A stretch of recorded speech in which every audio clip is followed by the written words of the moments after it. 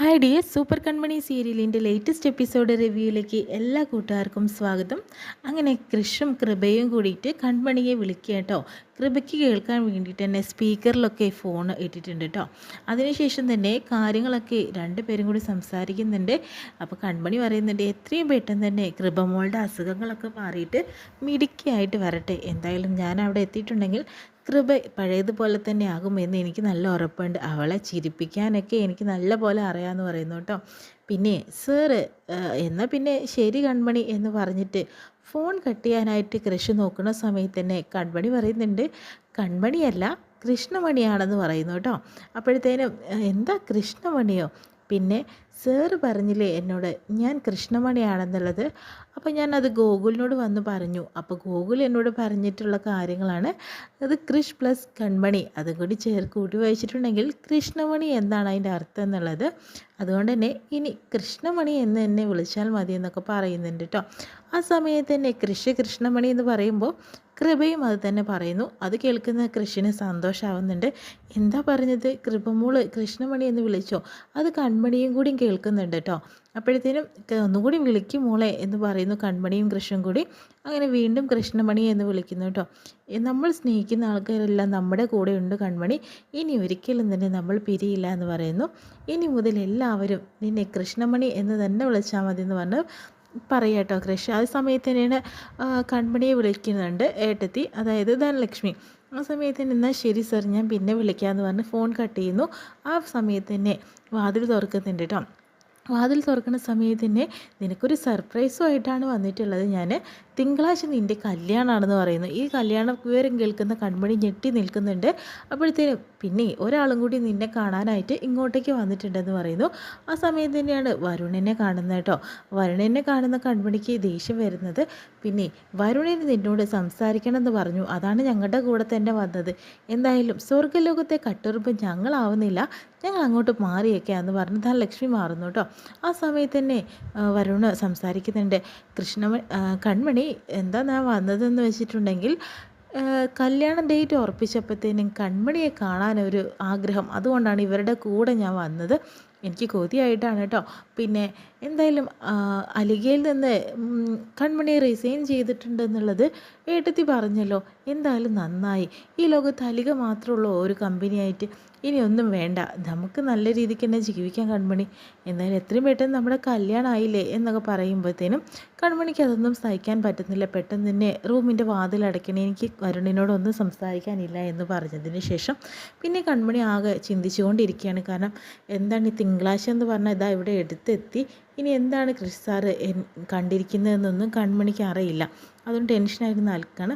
അതിനുശേഷം തന്നെ കൺമണിയുടെ അച്ഛനോടായിട്ട് പറയുന്നുണ്ട് ധനലക്ഷ്മി, തിങ്കളാഴ്ചയാണ് കൺമണിയുടെ കല്യാണം ഉറപ്പിച്ചതെന്ന് പറയുന്നു.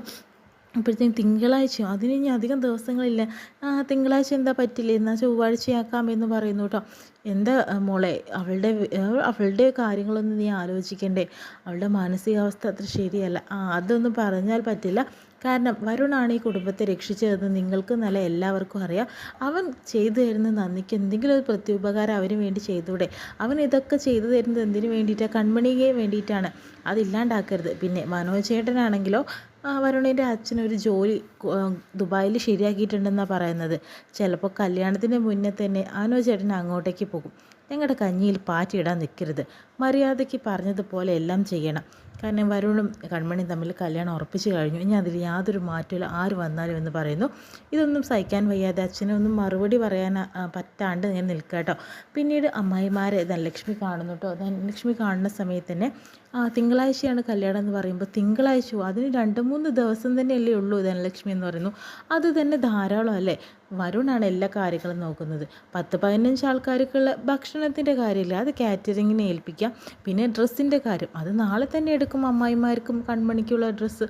പിന്നെന്താ സ്വർണത്തിൻ്റെ കാര്യം അറിയാലോ, അതെന്തായാലും ഉണ്ട്. പിന്നെ എന്തിനാ ടെൻഷൻ ആവുന്ന ഒരു ആവശ്യമില്ല. എത്രയും പെട്ടെന്ന് തന്നെ എൻ്റെ കയ്യിൽ നിന്നല്ല, ഇനി വരുണാണ് എല്ലാ കാര്യങ്ങളും നിയന്ത്രിക്കുന്നതെന്ന് പറയുന്നു. അപ്പോഴത്തേനും കല്യാണം നടന്നാൽ നിങ്ങൾക്ക് ഞാൻ 10,000 രൂപ വെച്ച് തരുമെന്ന് പറയുന്നു. 10,000 രൂപ. നീ എന്താ പറഞ്ഞിട്ടുള്ളത്? 10 പവൻ വെച്ച് ഞങ്ങൾക്ക് തരാമെന്ന് പറഞ്ഞിട്ട് 10,000 ആയോ? 10 പവനോ? 10 പവൻ, ഒരു പവൻ്റെ വില നിങ്ങൾക്കറിയോ? എന്നിട്ടാണ് നിങ്ങൾക്ക് 10 പവൻ്റെ പൈസ സ്വർണം ഞാൻ തരുന്നത്. നന്നായെന്നെ. ശരിക്കും ഒരു 30 രൂപേൻ്റെ കാര്യമെങ്കിലും നിങ്ങൾ ചെയ്തിട്ടുണ്ടോ? നിങ്ങൾ ഒരു കാര്യം ചെയ്തിട്ടില്ലല്ലോ. പിന്നെ 10,000 തരുന്നത് എൻ്റെ ഒരു ഇഷ്ടത്തിന് തരുന്നത്. അങ്ങനെ നിങ്ങൾക്ക് ഓരോരുത്തർക്കും 30,000 രൂപ വെച്ച് കിട്ടില്ലേ? പിന്നെ എന്താ ടെൻഷൻ ആവുന്നത് എന്ന് പറയുന്നു. നീ അമ്പിടി കേമി, നീ ആള് കൊള്ളാലോ, നീ കാല് മാറിയല്ലേ. ഇനി ഞങ്ങൾ നിൻ്റെ കൂടെ നിൽക്കുമെന്ന് വിചാരിക്കുന്നുണ്ടോ? നിങ്ങൾ നിന്നാലും നിന്നില്ലെങ്കിലും എൻ്റെ കയ്യിൽ നിന്ന് ഇതെല്ലാം വിട്ടുപോയി. ഇനി വരുണാണ് കാര്യങ്ങൾ നിയന്ത്രിക്കുന്നത്. ഇനി നിങ്ങൾക്ക് ഒരു ചില്ലി പൈസ ഞാൻ തരില്ല. നിങ്ങൾ കാര്യമായിട്ട് നിന്നാൽ 10,000 രൂപ തരും, അല്ലാതെ ഒരു രക്ഷയില്ല എന്ന് പറയുന്നു. അമ്പിടി കേമി എന്ന് പറയുന്നു.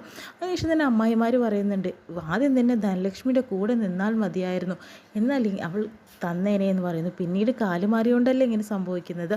അപ്പോഴത്തേനും വേറെ ചേച്ചിമാർ പറയുന്നുണ്ട്, എന്തായാലും കൺമണിയുടെ കൂടെ തന്നെ നമുക്ക് നിൽക്കണം. കാരണം കൺമണി പോയാൽ പിന്നെ നമുക്ക് ലാഭമൊന്നും കിട്ടില്ല. പിന്നെ ഈ ധനലക്ഷ്മി നമ്മളെ പറ്റിച്ചല്ലേ. കൺമണിയുടെ കൂടെ തന്നെ നിൽക്കാം, ക്രിസ്സാറുമായിട്ടുള്ള വിവാഹം നടത്താം. എന്തിനാ വരുണിനെ അവൾക്ക് കൊടുക്കേണ്ട ആവശ്യം? അത് വേണ്ട എന്നൊക്കെ പറഞ്ഞ അമ്മായിമാർ തീരുമാനം എടുക്കുന്നു. പിന്നീട് കാണിക്കുന്ന കൺമണിയാണ് കേട്ടോ. കൺമണി സിന്ദൂര ചെപ്പ് തുറന്ന് നോക്കുകയാണ്. അപ്പോൾ കൃഷ് തൻ്റെ നെറ്റിയിൽ സിന്ദൂരം ചാർത്തിയതൊക്കെ കൺമണിക്ക് ഓർമ്മ വരുന്നു. അപ്പോഴത്തേനും ഗോകുൽ വരുന്നു. കൃഷ്ണമണി എന്ന് വിളിച്ചിട്ടാട്ടോ വരുന്നത്. നീ ആൾ കൊള്ളാലോ, ഇടയ്ക്കിടയ്ക്ക് എന്നെ വിളിച്ച് കളിയാക്കുകയാണോടാ? ഒന്നുമില്ല അപ്പേ, അപ്പേനെ കാണുമ്പോൾ അങ്ങനെയേ വിളിക്കും, ഞാൻ അങ്ങനെയേ വിളിക്കുള്ളൂ എന്ന് പറയുന്നു കേട്ടോ. നല്ല ആളാണ്. പിന്നെ എന്തായി അപ്പേ? പിന്നെന്താ, തിങ്കളാഴ്ചയാണ് എൻ്റെ കല്യാണം.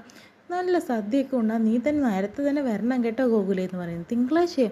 പിന്നെ തിങ്കളാഴ്ച ഉറപ്പിച്ച് കഴിഞ്ഞു. നിൻ്റെ അച്ഛനും അമ്മയും മാത്രമല്ല കഥാനായകനും കൂടി വന്നിട്ടുണ്ടായിരുന്നു. ആര്? വരുൺ ചേട്ടനോ? അതന്നെ കഥാനായകൻ. ഒരിക്കലും വരുൺ ചേട്ടൻ കഥാനായകനല്ലല്ലോ അപ്പേ, അയാൾ വില്ലനല്ലേ, ചിലപ്പോൾ കൊമേഡിയനും ആവും. എന്ന് വെച്ചിട്ട് നായകൻ നമ്മുടെ ക്രിഷ് സാർ തന്നെയല്ലേ എന്ന് പറയുന്നു. ഇനി എന്തിനാ അപ്പോൾ ടെൻഷൻ അടിക്കേണ്ട കാര്യം? വരുണിനോട് ഞാൻ കാര്യങ്ങളൊക്കെ പറഞ്ഞിട്ടുണ്ട് ഗോകുലെ. നാളെ വരുണുമായിട്ട് എനിക്ക് സംസാരിക്കണം. നേരിട്ട് കണ്ടിട്ട് ക്രിസ് സാർ എൻ്റെ കഴുത്തിൽ താലി കെട്ടിയ കാര്യങ്ങളൊക്കെ തീർച്ചയായും പറയണമെന്ന് പറയുന്നു. അത് ആദ്യം തന്നെ ചെയ്യണ കാര്യമായിരുന്നു. അപ്പോൾ ഇത്രയും ലേറ്റായില്ലേ, ഇനി തീർച്ചയായും എത്രയും പെട്ടെന്ന് അത് പറയണം, ചെയ്യണം എന്നൊക്കെ കൺമണിയോട് പറയുന്നു. അത് ശരിയാ മോനെ, ഇനി അതെന്നെ നിവർത്തിയുള്ളൂ. അപ്പോഴത്തേനും വരുന്നുണ്ട്, കോൾ വരിക കേട്ടോ ചെയ്യുന്നത്. നമ്മുടെ ക്രിസ് സാറ് വിളിക്കുന്നുണ്ട്. സാറ് വിളിച്ചു കഴിഞ്ഞോ? സാറ് ഇവിടെ നിന്ന് എന്തൊക്കെ കേട്ട പോലെ എനിക്ക് തോന്നുന്നത്, ഇപ്പോൾ പറഞ്ഞേ ഉള്ളൂ. അപ്പോൾ ഫോൺ എടുക്കുമെന്ന് പറയുന്നു. കൺമണി പോരാനായോ എന്ന് ചോദിക്കുന്നു. ഇപ്പോൾ ഇറങ്ങും സാർ എന്ന് പറയുന്നു. കൺമണിക്ക് നല്ലൊരു സർപ്രൈസുകളാണ് ഞാൻ ഒരുക്കി വെച്ചിട്ടുള്ളതെന്ന് പറയുന്നു. അതെന്താണ് സാർ എന്ന് പറയുമ്പോൾ അതൊക്കെ വന്നിട്ട് പറയാം, നീ നോക്ക്, എന്തായാലും പെട്ടെന്ന് ഇറങ്ങാൻ നോക്കണം കേട്ടോ എന്ന് പറയുന്നു. അപ്പോഴത്തേനും ഗോകുലും കൺമണി സംസാരിക്കുന്നുണ്ട്. സാർ എന്തോ സർപ്രൈസിൻ്റെ കാര്യം പറയുന്നുണ്ട്. എനിക്ക് കാര്യങ്ങളൊക്കെ മനസ്സിലായി, ഇനി അപ്പയ്ക്കാണ് മനസ്സിലാവാത്തതെന്ന് പറയുന്നു. എന്താടാ? ഞാൻ ഊഹിച്ച പോലെ തന്നെ ആയിരിക്കും ആ സർപ്രൈസ് എന്ന രീതിയിലൊക്കെ പറയുന്നുണ്ട്. എന്തായാലും നമുക്ക് പോയി നോക്കാം എന്നൊക്കെ പറയുന്നുണ്ട്. അതിനുശേഷം തന്നെ കൺമണി അലികയിലേക്ക് ഇറങ്ങാൻ നിൽക്കുന്നു. അപ്പോൾ ധനലക്ഷ്മിയുടെ ചായ കുടിച്ചിരിക്കുന്ന സമയത്ത് തന്നെ അലികയിൽ നിന്ന് കാറ് അയച്ചിട്ടുണ്ട് കേട്ടോ. അപ്പോൾ ഡ്രൈവർ വന്നിട്ട് ചോദിക്കുന്നുണ്ട്, കൺമണി മേഡം എവിടെയെന്ന് ചോദിക്കുന്നു. കൺമണി മേഡവും ഇല്ല, ഇവിടെ ഇടവും ഇല്ല, കൺമണി അത്ര തന്നെ എന്ന് പറയുന്നു. മേഡത്തിന് പോകാനുള്ള വണ്ടി ക്രിസ് സാർ അയച്ചിട്ടുണ്ടെന്ന് പറയുന്നു. കമ്പനി വണ്ടിയാണെന്ന് പറയുക കേട്ടോ ചെയ്യുന്നത്. അപ്പോഴത്തേനും അമ്മായിമാർ പറയുന്നു, കമ്പനി വണ്ടി വന്നോ? അയ്യോ, എന്തൊക്കെയാണെന്ന് സംഭവിക്കുന്നത്? അപ്പോഴത്തേനും അച്ഛൻ വരുന്നുണ്ട് കേട്ടോ. അപ്പോൾ കൺമണി ഇറങ്ങി വരുന്നു. പറയുന്നത് മേഡത്തിന് കൊണ്ടുപോകാൻ ക്രിസ് സാർ കമ്പനി വണ്ടി അയച്ചിട്ടുണ്ടെന്ന് പറയുന്നു. അത് കാണുന്ന കൺമണിക്ക് സന്തോഷമാവണം. ഗൂഗിൾ പറയുന്നുണ്ട്, സർപ്രൈസ് ഒന്നേ ആയിട്ടുള്ളൂ അപ്പേ, ഇനി വരാനായിട്ട് പോകുന്നതാണ് എല്ലാം എന്നൊക്കെ പറയുന്നുണ്ട് കേട്ടോ. ഇതൊന്നല്ല സർപ്രൈസ് എന്ന് പറയുന്നു. അതിനുശേഷം തന്നെ കൺമണി പോകാനായിട്ട് ഇറങ്ങുന്നു കേട്ടോ. നീ എങ്ങോട്ടാടി പോകുന്നത്? നിന്നോടല്ലേ പോകണ്ടെന്ന് പറഞ്ഞത്? അപ്പോഴത്തേനും ഞാൻ എന്ത് തീരുമാനിച്ചാലും ഏട്ടത്തിക്ക് എന്താ, ഇനി ഏട്ടത്തി പറഞ്ഞ് ഞാൻ ഒരിക്കലും നിന്നെ അനുസരിക്കില്ല, നീ അനുസരിക്കില്ലേ എന്ന് പറഞ്ഞിട്ട് അടിക്കാനായിട്ട് പോകുന്നു കേട്ടോ. ആ കൈ തടുക്കുന്നുണ്ട്. എൻ്റെ ദേഹത്തിന് തൊട്ടാൽ നിങ്ങളെ ഞാൻ ശരിയാക്കും, ഇനി മേലാൽ എൻ്റെ ഒരു കാര്യത്തിൽ ഇടപെടാൻ നിങ്ങൾ വരണ്ട എന്ന് പറയുന്നു. അങ്ങനെ കൺമണി അപ്പോഴത്തേനും അമ്മായിമാരാകെ ഞെട്ടി നിൽക്കുകയാണ് കൺമണിയുടെ പുതിയ രൂപം കണ്ടിട്ട്. എന്നിട്ട് കൂളായിട്ട് നടന്നു പോകുന്നു കേട്ടോ. ഇപ്പോഴാണ് ക്രിഷ് സാറിൻ്റെ പെണ്ണായതെന്ന് പറയുന്നു. അച്ഛനും അപ്പോൾ നല്ല സന്തോഷമാവുന്നുണ്ട്. കാറിൽ കയറുന്ന കൺമണിയെ ക്രിഷ് വിളിക്കുന്നുണ്ട് കേട്ടോ. എന്നിട്ട് പറയുന്നുണ്ട്, എന്തായി സർപ്രൈസ്, ഇഷ്ടപ്പെട്ടോ എന്ന് ചോദിക്കുന്നുണ്ട്. ഇഷ്ടമായി സാർ എന്ന് പറയുന്നു. ഇനിയുണ്ട്, എന്തായാലും പോരെന്ന് പറയുന്നു. അതിനുശേഷം തന്നെ ഗൂഗിളും അച്ഛനും ഒക്കെ നിന്ന് കാണുന്നു കേട്ടോ. അയ്യോ, അമ്മായിമാർ പറയുന്നുണ്ട്, അയ്യോ നമുക്ക് ആ കാറിൽ പോയാൽ മതിയായിരുന്നു എന്ന് പറയുന്നു. അത് ശരിയാ, ഒരു കാര്യം ചെയ്യാം, വരുമ്പോൾ ആ കാറിൽ തന്നെ തിരിച്ചു വരാമല്ലോ എന്ന് പറയുന്നു. അത് ശരിയാണ്. നമുക്ക് ധനലക്ഷ്മിയോട് 2 കാര്യങ്ങൾ പറയണം. ഇഞ്ചി കടിച്ച കുരങ്ങനെ പോലെ നിൽക്കുന്നത് കണ്ടില്ലേ എന്ന് പറയുന്നു. അതിനുശേഷം തന്നെ എന്തായി ധനലക്ഷ്മി, നിൻ്റെ പ്ലാനിങ് ഒക്കെ നടന്നോ എന്നൊക്കെ ചോദിക്കുന്നുണ്ട്. വരുണുമായിട്ടുള്ള കല്യാണം നടന്നിട്ടില്ലെങ്കിൽ എന്ത് സംഭവിക്കാൻ പോകുന്നത് എന്നുള്ളത് നിങ്ങൾ ആങ്ങളയോട് ചോദിക്കുകയെ, അയാൾ പറഞ്ഞു തരും. ഇപ്പോൾ ഈ ചാട്ടന്നുള്ളൊക്കെ 2 ദിവസമല്ലേ ഉള്ളൂ, അത് കഴിഞ്ഞാൽ മറ്റന്നാൾ മുതൽ വരുണിൻ്റെ പെണ്ണായി കഴിഞ്ഞ് എല്ലാം തീർന്നോളും എന്നൊക്കെ പറയുന്നുണ്ട്. അങ്ങനെ അച്ഛനോട് കാര്യങ്ങൾ പോയി ചോദിക്കണം അമ്മായിമാരപ്പം എല്ലാം വിശദീകരിച്ച് പറയുന്നുണ്ട് കേട്ടോ. പിന്നെ കൃഷ്ണനെ കാണിക്കുന്നത്, കൃഷ്ണാണെങ്കിലോ കൺമണിയെ കാണാനുള്ള ധൃതിയിൽ തന്നെ ഓടി ഇറങ്ങുകയാണ്. അപ്പോൾ സുജുവും സാഗറും അവിടെ നിൽക്കുന്നത്. എന്താടാ മൂളിപ്പാട്ടൊക്കെ പാടി നീ എങ്ങോട്ടേക്കാണ്? ഞാൻ കമ്പനിയിലേക്കാന്ന് പറയുമ്പോൾ സുജു പറയുന്നുണ്ട്, ഇന്ന് ഞങ്ങൾ പോവല്ലേ, നീയല്ലേ ഞങ്ങൾ യാത്ര അയക്കണ്ടേ, എന്നിട്ട് നീ കമ്പനിയിലേക്ക് പോയാൽ ശരിയാവും, പോകണ്ടെന്ന് പറയുന്നു. എനിക്ക് അത്യാവശ്യമായിട്ട് കുറച്ച് കമ്പനി ഫയലുകൾ നോക്കാനുണ്ടെന്ന് പറയുന്നു. അതിനാണ് പോകുന്നത്. അപ്പോൾ തന്നെ സാഗർ ചോദിക്കുന്നു, അതിനൊക്കെ ആണെങ്കിൽ ഒരു സീരിയസ് ആയിട്ട് പോകണ്ടടാ, ഇപ്പം നീ മൂളിപ്പാട്ടൊക്കെ പാടി ചാടിത്തുള്ളി പോകുന്നത് കാണുമ്പോൾ വേറെന്തോ ഉദ്ദേശത്തിൽ പോവുകയാണ്, നീ വലിയൊരു സർപ്രൈസ് പൊട്ടിക്കെന്ന് പറഞ്ഞില്ലേ ബോംബ്, എന്നത് പറയാനാണോ നീ ഇറങ്ങി വന്നിരിക്കുന്നത് ചോദിക്കും. ശേഷം തന്നെ ഞാൻ എന്തായാലും പോയിട്ട് വരാം എന്ന് പറയുമ്പോഴത്തേനും ആൻറ്റിയും അവിടെ നിന്നിട്ട് എല്ലാം വാച്ച് ചെയ്ത് നിൽക്കാട്ടോ. ഇവൻ്റെ മുന്നിൽ എന്തൊരു തരികിടയുണ്ടെന്ന് മനസ്സിലായി.